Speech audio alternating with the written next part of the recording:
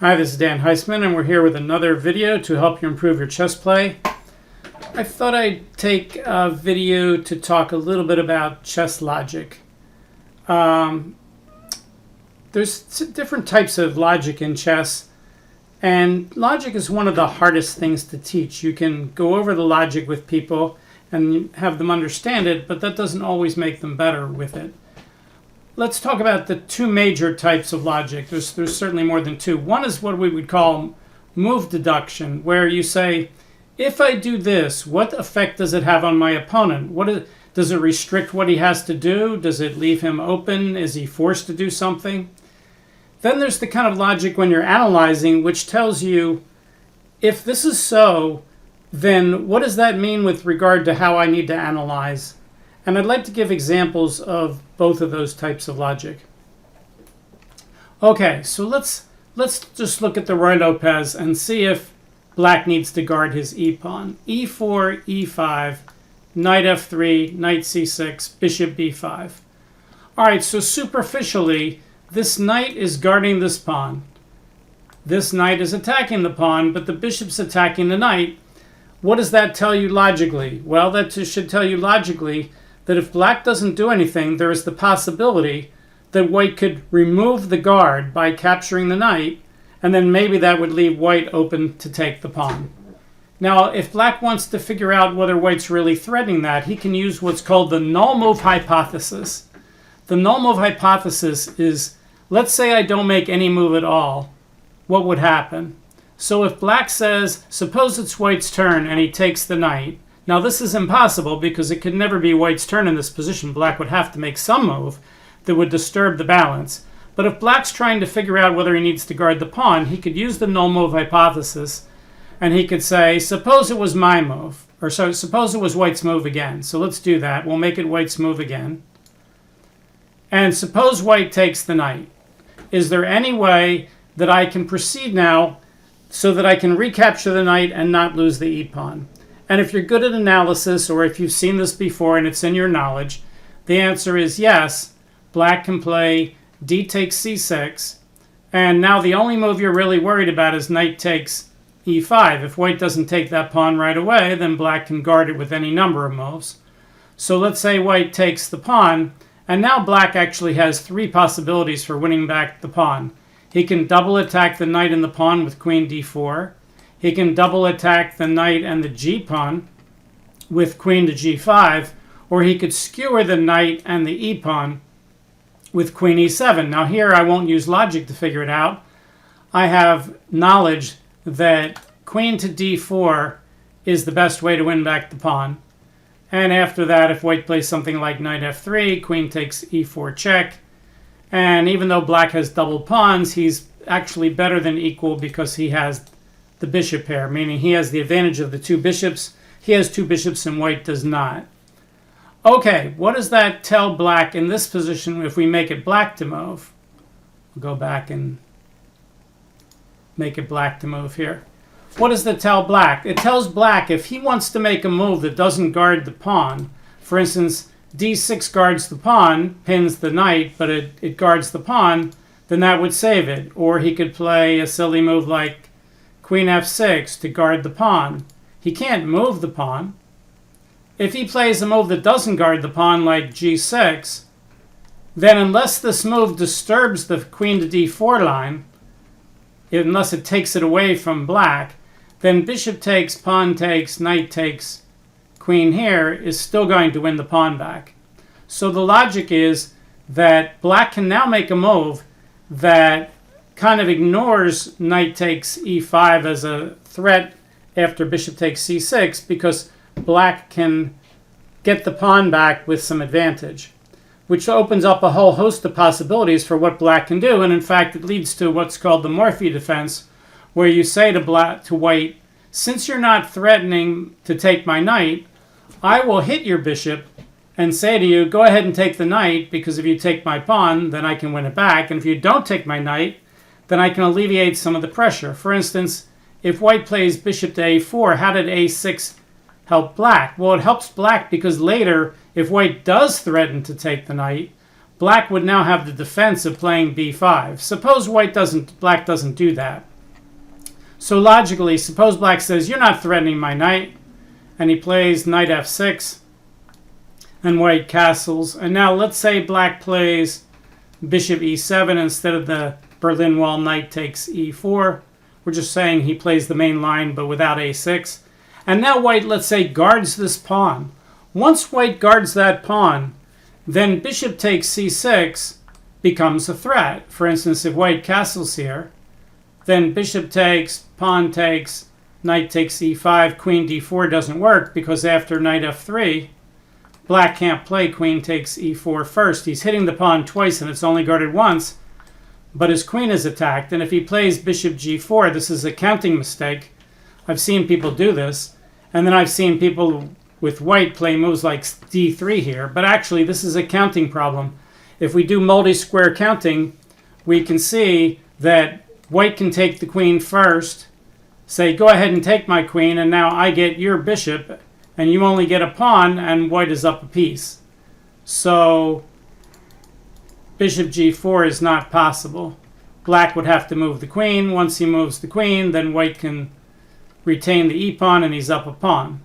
So that means that once white guards the pawn here with rook e1, black needs to guard this pawn. And pretty much the only way to really do that is to play something like d6. Now suppose you play the Morphe defense first, and you play a6 first. So black here plays a6, bishop a4. Now we play the same moves. Knight f6, castle, bishop e7, rook e1 to guard the pawn. Well, how did that a6 move help black? Well, now white's threatening bishop takes c6, but now d6 is not the main move. d6 is playable. I think it's called the Steinitz delayed, but the main move here is, or Steinitz deferred, the main move here is to play b5, which simply prevents the bishop from taking the knight. That move wasn't possible before because black hadn't even played a6 yet. Of course, if black tries to play a6 in that position, knight f6, castle, bishop e7, rook e1, a6, white's not going to play bishop a4 and allow black to play b5. He's simply going to take the knight and say thanks for the pawn. Black's pretty much forcing white to win a pawn in that line. So logically, by using null move hypothesis, we figured out that black does have time to play a6 here, and it does have some effect later in the game on having some positive effect on black's possibilities in terms of preventing the removal of the guard. Okay, so that's looking at the logic of, you know, what does my move force him to do and what does he have to do about it? I'd like to look a little bit more now about the logic during your analysis path. And for that, let's go back to the position we used in the very first video in my series here on YouTube. It's number 235. Let me grab that out of my library. Okay. So black has just played bishop takes f6, and it's white's turn. And white has two possibilities. He can play king takes f6, or he could play e takes f6. If you hand wave the position and you just say, well, double pawns are bad and attacking that f7 pawn with the king is good, so therefore king takes f6 is probably the better move, I'll play that. That's not a very good way to play chess, as we discussed in the first video. What you want to do is you want to analyze king takes f6 to see what happens and analyze e takes f6 to see what happens.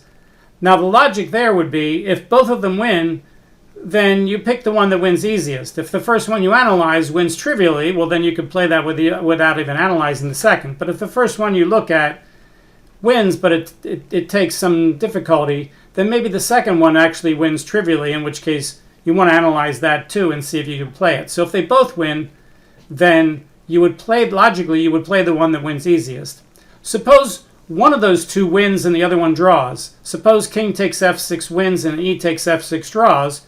Well, then clearly you're going to play king takes f6. Suppose e takes f6 wins and king takes f6 draws.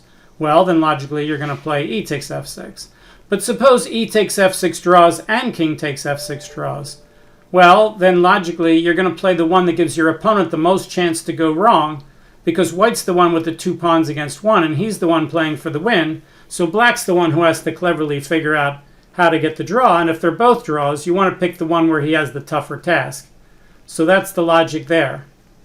Now, within the analysis lines, let's take a look. First, let's look at king takes f6 again, like we did in the first video. Then we have to ask yourself, what is white threatening? Well, most people jump at the answer, he's threatening king takes f7, but that's not really true. Again, we could use the no move hypothesis like we did in the previous position. King takes f6. Suppose it's white's move again, and white plays king takes f7. If that works, then king takes f7 is the threat. But that's not true. Black can play king takes e5, and now black's king is closer to the only remaining pawn on the board, and after a move like king g6, black can play king f4, and it's pretty clear black will win the pawn. What that tells you is that after king takes f6, let's put the pieces back on the board, white is not threatening king takes f7. So when I ask people, after king takes f6, white threatening, even though a lot of people answer king takes f7, that's not true. If white plays king takes f6 and it's his move again, what he's really threatening is to guard this pawn so he can take this pawn. So his real threat, if this was white's move, and we'll make it white's move, if black had no move and we use the no move hypothesis, then logically what we would say is white's not threatening king f7, he's threatening f4. That's the move, and now black loses because no matter what black plays here, king d5, king e4, it doesn't matter, white will play king takes f7 and then queen his e-pawn.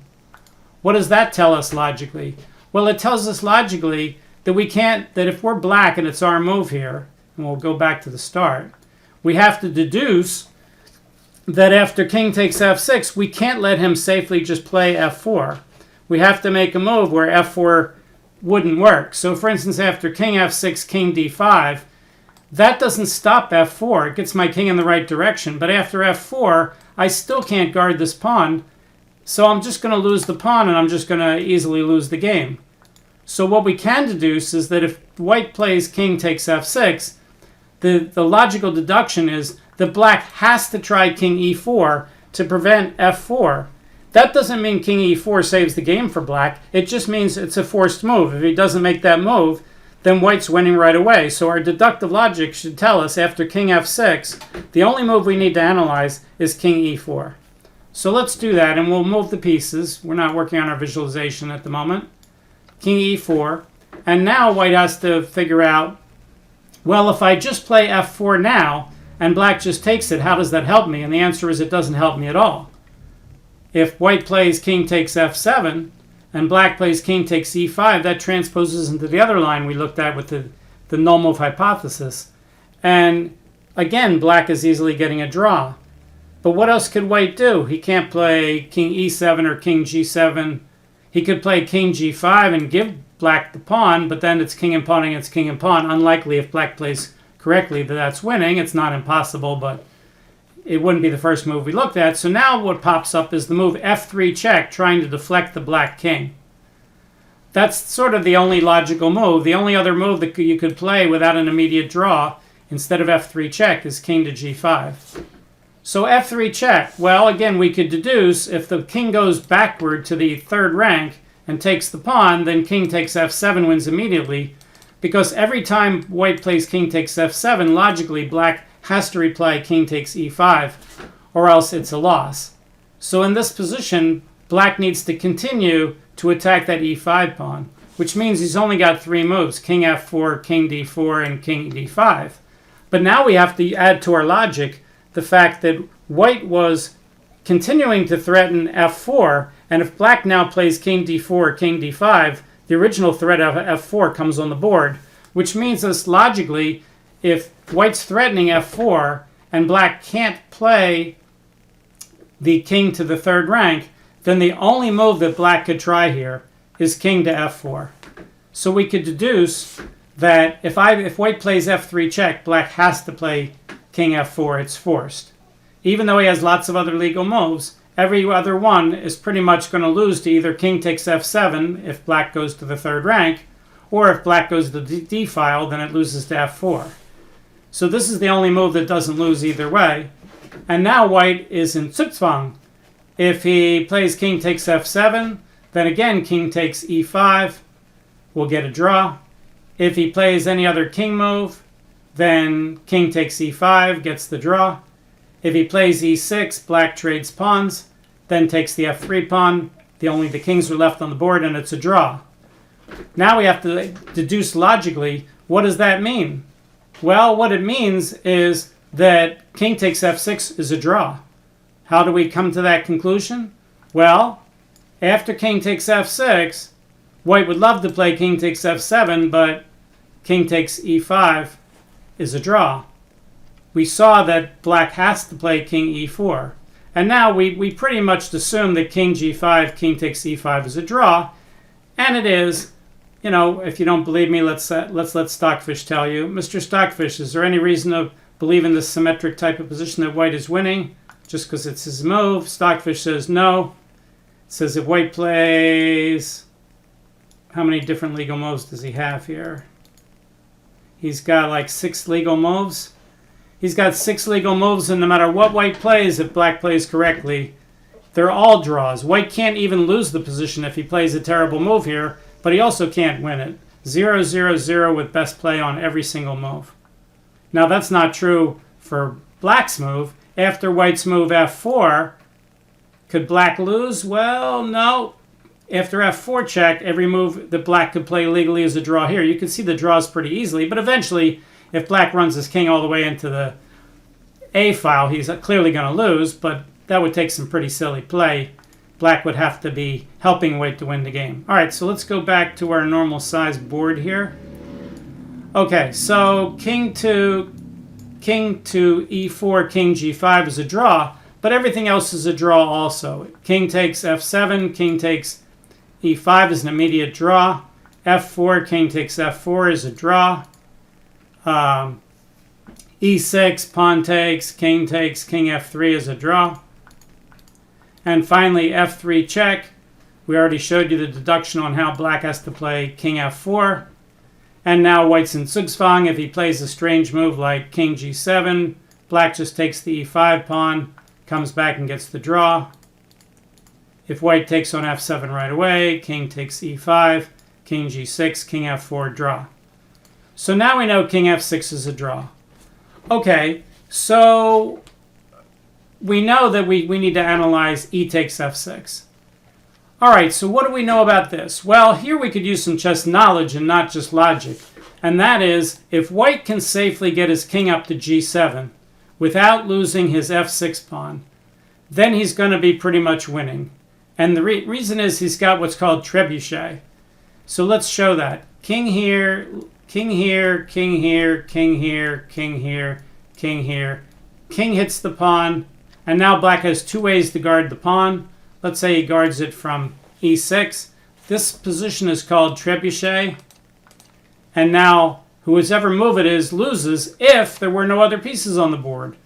But white has a pawn, and what he could do with that extra pawn on f2 is just use it as a tempo machine, push it up f3 and say, go ahead, black, it's your move. You got to go away from the f7 pawn. And once he goes away from the f7 pawn, then white will win the f7 pawn and win the game. And there's really nothing more black could have done. If he had guarded the pawn with king to e8, then white doesn't even need the f pawn. White has 2 squares to attack the f7 pawn, and now black only has 1 to keep guarding it. King g8 didn't work with the king on e6 because the king would have taken the pawn on f6. But with the king on e8, it does work because black has no pawns to take and he has to go away from his pawn. And then white will simply take it, move out of the way, and get a queen. What does this mean? Well, this is what I ask my students from a logical standpoint. I say, if the white king gets to g7 without losing the f6 pawn, he wins. What does that mean in terms of what black can do? And a lot of my students have trouble answering that question. The question, again, if you want to stop the video and think about it, is if white gets his king to g7 without losing the f6 pawn, then he's just winning the game.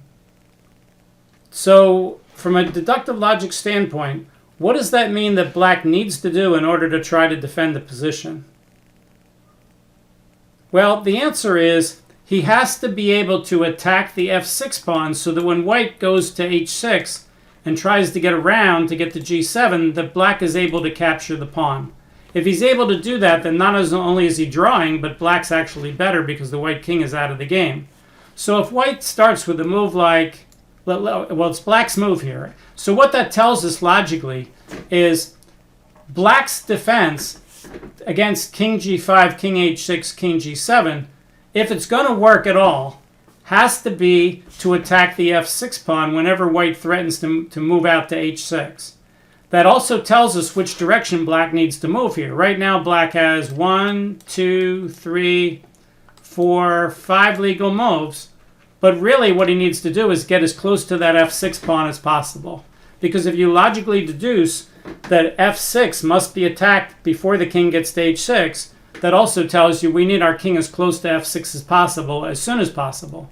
So therefore, the right move for black is king d5. And now white doesn't have to move the king out of the way yet.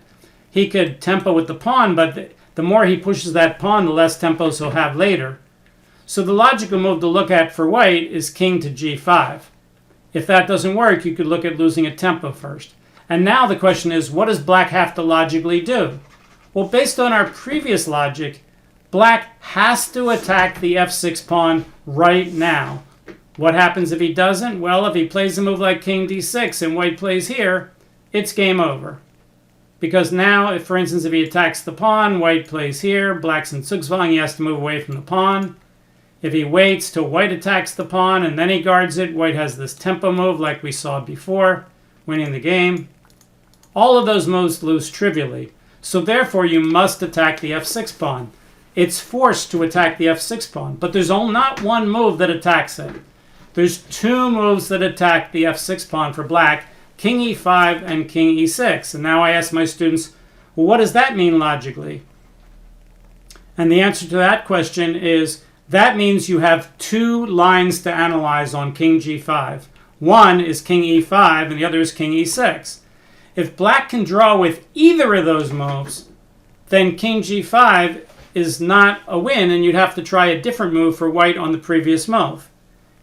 That's the logic. If one of those gives black a draw, but suppose the first one you look at for black loses, then you have to try the other one, and if the other one also loses, then black's losing on king g5. If, on the other hand, the first one you look at is a draw, what does that tell you logically about the other line that black has? The answer is you don't need to analyze it. For instance, suppose king e5 is a draw. Well, then black has a drawing line against king g5, and that's all he's trying to do. He's not trying to win. So since he only has one pawn and he only has one pawn and white has two, then if black can get a draw with his first line, then it tells you you don't need to waste time figuring out the other line because he's going to play the line that draws. Now, if it actually was black's move in this position, and it's a very difficult draw to draw with king e5, and it's a very easy draw to draw with king e6, then you might look at that. But if you know that king e5 is drawing and that's all you can get, logically black is playing for the draw, white's playing for the win, he's the one with the extra material, then black's happy with the draw. So you have to pick one of these two. Well, now again we have some logic in chess. If you're going to analyze two lines, do you flip a coin and pick one or the other? Well, that's not efficient because if you pick the one that's the harder, less likely to draw, then you could waste a lot of time missing the fact that he has an easy draw with the other. So the right logical question for efficiency that you want to ask yourself here is, which one of these is more likely to draw? Or if they're both going to draw, which one's going to draw easily? Well, that's not so easy to answer, but let's take a look at king to e6. If black plays king e6, the whole idea is that if white plays king h6, he can just take the pawn and his troubles are over. But what would white do? Well, notice black only has two moves to attack the f6 pawn. So what white would want to do, again logically, is say, but black, you're on one of those two squares. That means you only have one more square to move to. If I can take that square away right now and you have to move away from my f6 pawn, then I can get my king to h6, get that trebuchet position, and I win. Well, that logically suggests that we want to play f4 and take that square away from the black king. Now black's king has to move away from the pawn, and white's king moves to h6. If black says, I'll come back now, and white plays here, black's in Zugzwang, and he has to move away. So let's suppose black just waits with king here, and now white goes here, and now black plays king e6. What should white play here? Well, again, we're in mutual zugzwang if it wasn't for this extra pawn. But thanks to our extra pawn, we do have one more move, and that's all we need is the one more move. f5 check. It doesn't matter whether he goes away or he takes it. Either way, no matter what he does, white plays king takes f7, moves out of the way and gets a queen and wins the game. All right, what does that tell us? Well, logically, that tells us that if we play king g5, and if he plays king e6, I can take away the other square. What does that mean logically? Does that mean white's winning? No, of course not. We've only looked at one of the two lines. If black can draw with king e5, then black's still okay. All we did was prove that one of black's two moves was no good.